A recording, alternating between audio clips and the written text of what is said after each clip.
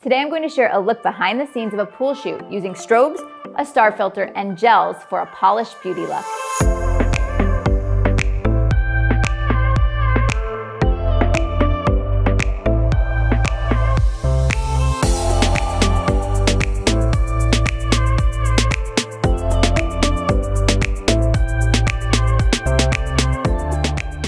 Lindsay Adler here, and I'm always looking for a unique approach to any scene or any shot that I'm creating.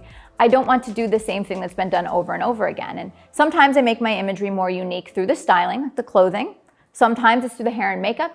Other times it's through the lighting, and sometimes it's all of this together. In this shoot, I primarily use lighting and a fun lens filter to create a unique result. Now I want to share a quick peek behind the scenes so you can see how I made this mysterious watery beauty image. Now first, I waited until the end of the day because I didn't want to have to fight with sunlight. I decided that I did want strobes and gels to transform the scene, and this would be a lot easier if I wasn't shooting in direct sunlight. So we waited just till dusk, just before the sun went down.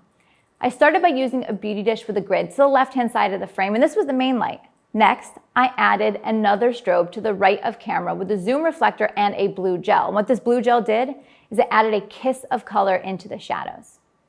For this setup, I used some of my favorite gear, and I chose my Canon R5 with the RF 24-105 lens. Now my strobes were both a Profoto B10 and a B10 Plus, which are my favorite on-location lighting sources. Now the unexpected element I added to the equation was a 4-point star filter. I knew that when the light hit the water, and also the subject's jewelry, this would create a specular point light source, and that would give me that beautiful star filter effect. The very last piece of the equation was to get the angles just right. So I held my camera barely above the water because this allowed me to see the reflections of the subject's face on the surface. A higher angle, well, the reflections, they just wouldn't show up. Then I had my subject move and tilt her head. I liked the effect when she was partly in the water, appearing as if she was just emerging from the surface. Now finally, one other creative bit to this is I selected the wrong white balance. Well, in this case, it's the right white balance for the scene. I set my white balance to tungsten, which moved the colors into cool tones, creating the cool, dramatic, wet look that I love so much in this shot.